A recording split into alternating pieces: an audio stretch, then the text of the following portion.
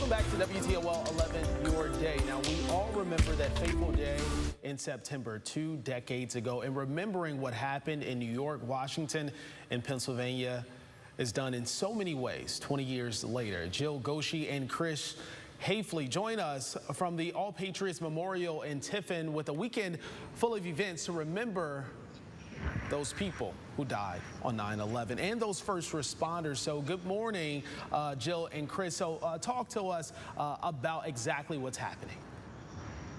Sure. Thank you so much for having us on, Stephen. We are here at All Patriots Memorial near downtown Tiffin. Our weekend events will actually start on Friday, on September 10th.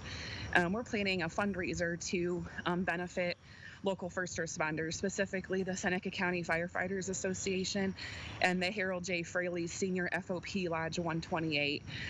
Those events will go all through the evening. So it starts with a car show at Buffalo Wild Wings from 4 to 7. We'll have a patriotic ceremony at 7, and then that will be followed until 10 p.m. A concert by the local Eric Sowers Band.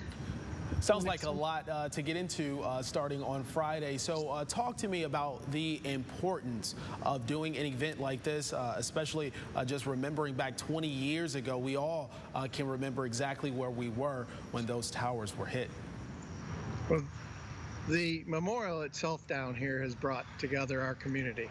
It's been used in many events, from anywhere from candlelight services to we've actually had a wedding down here, and it's keeping the public and the kids in the schools to remember the events of 9/11. So on Saturday morning, every Saturday morning since the memorial's been up, we've had a event down here, a ceremony down here that includes the fire and police department.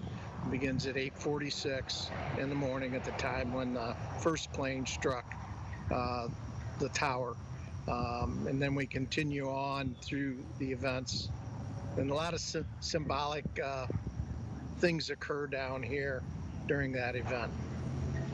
Now, Jill, talk to me a little bit, because it was just mentioned, Chris just mentioned how informing young ones, kids, for a lot of them, this is something that was told to them. They didn't witness it. They didn't live through it. So what are you hoping they'll be able to take away? And for those of us that remember that fatal day, what are you hoping that we take away as well? Sure. It's really just about passing on that history more than just a textbook. You can stop down here at this memorial and really engage with it. The beam itself that's from the World Trade Center is positioned at a height where you can actually touch it. So you can truly touch history here. Textbooks are important, of course, but we really want people to be able to reflect, and especially those kids to learn from those who actually lived through it. We know that pretty much anybody 25 and younger, certainly if they're 20 or younger, they weren't even born yet, which is hard to imagine. But if they're 25, 26, they may not really remember it outside of maybe a few key pieces in their memory. So it's just really important that they have a chance to reflect down here, to learn, just really understand what it means to be an American, and just be really proud and thankful to be from our country, as well as learn about that heroism. Our first responders, our military, our frontliners, they're really everyday heroes, and I just don't think that we can ever thank them enough. And that's something that's really important to me, is to give people a chance to say thank you, and just have that heart full of gratitude. Any chance we get to honor those first responders and veterans, I just don't think that we can do that enough.